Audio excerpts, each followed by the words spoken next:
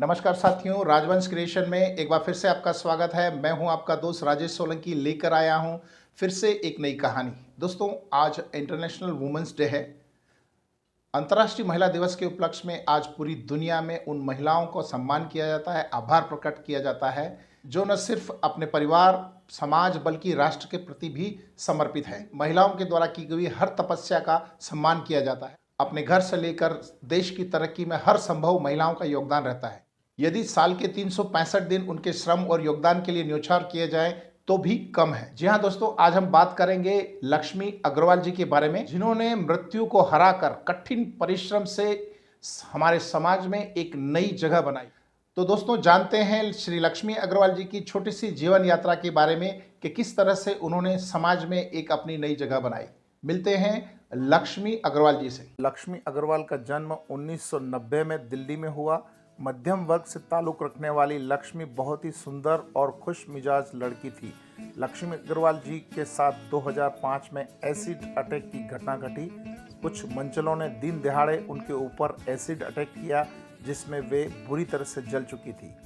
तब वे कक्षा 7वीं में पढ़ती थी और उस वक्त वे महज 15 साल की थी। इस हादसे की वजह से लक्ष्मी जी का पूरा चेहरा बुरी तरह झुलस गया था। उन्हें तुरंत दिल्ली के राम मनोहर लोहिया अस्पताल में भर्ती करवाया गया। तेजाब इतना खतरनाक था कि उनके शरीर की पूरी चमड़ी जल चुकी थी।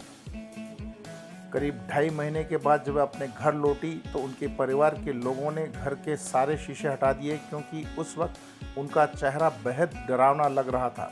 यहाँ तक कि कई लोगों ने उनको यह सलाह दी कि उनके चेहरे को ढक कर रखा करो, क्योंकि आजू बाजू के बच्चे उनके चेहरे को देख के डर जाते हैं। तब उन्हें अपने आप से नफरत हो गई और खुद को ख़त्म करने की ठान ली। लेकिन फिर उनके पापा ने उन्हें हौसला दिया और उन्होंने ज़िंदगी की नई शुरुआत करने की ठान ली।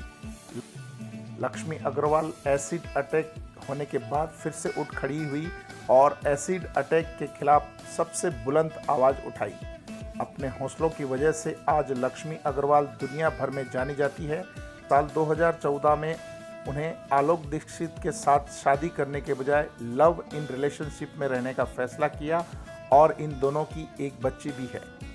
2014 में ओबामा जी की पत्नी ने लक्ष्मी अग्रवाल को international women of courage award से सम्मानित किया। उसी वर्ष NDTV India of the year भी बनी। आज वे महिला टॉप एसिड सेल और टीवी होस्ट के साथ साथ एक भारतीय प्रचार के रूप में दुनिया के सामने काम कर रही है। लक्ष्मी जी ने जून 2014 में न्यूज एक्सप्रेस के एक टीवी सीरियल शो उड़ान में भी काम कर चुकी है। वे छाऊं फाउंडेशन नाम की एक गैर सरकारी एनजीओ का निर्देशन भी कर रही है। उनके जीवन पर एक फिल्म छपाक भी बन चुकी है।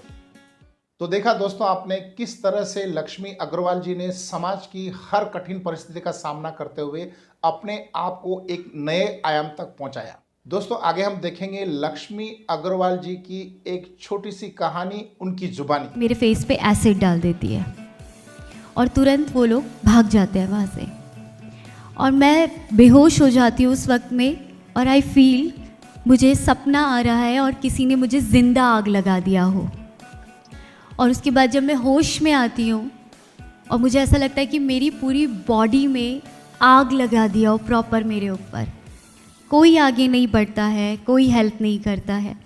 जैसे हम प्लास्टिक की पॉलीथीन को जलाते हैं, ऐसी मेरी स्किन हाथ से और फेस से मेल्ट हो रही थी और बहुत स्मेल आ रही थी मुझे मेरे ऊपर से। डॉक्टर ने कहा कि मैं नहीं बचूंगी। 2.5 महीने के बाद जब मैं अपने घर गई, मेरे घर से सारे फ्रेम, शीशे सब हटा दिए गए और उस वक्त में मैंने बहुत कोशिश करके अपने फेस को देखने की कोशिश किया। मेरे जो आसपास के लोग आते थे, आस पड़ोसी आते थे, जो सोसाइटी के लोग आते थे, वो पेरेंट्स को कहते थे, पहली चीज़ लड़की है, शादी कैसे होगी, उसके बाद बेचारी है, आप एक काम करिए, इंजेक्शन लगवा के मरवा दीजिए इसको। ये शिक्षा मेरे घर वालों को दी जाती थी।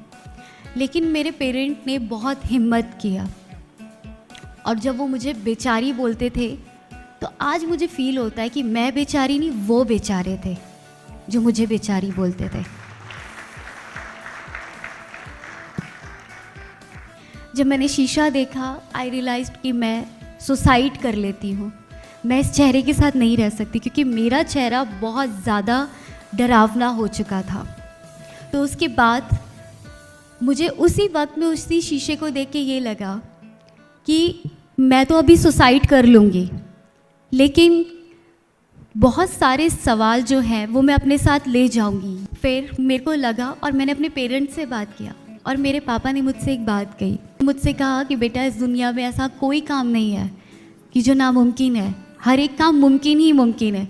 एक दिन एक ऐसा वक्त आएगा कि तुम बहुत आगे जाओगी और तुम्हें इसी चेहरे से प्यार होगा। और आज मैं यही बात कहती हूँ, I love my face. Crime मैंने नहीं किया है, मेरे साथ क्राइम हुआ है, और मुझे इस सोसाइटी का इसी चेहरे के साथ फेस करना है, क्योंकि इस सोसाइटी को शर्म आनी चाहिए कि इसी सोसाइटी से मैं भी वही लड़की हूँ और इसी सोसाइटी से वही वो लड़का है जिसने मेरे ऊपर अटैक किया।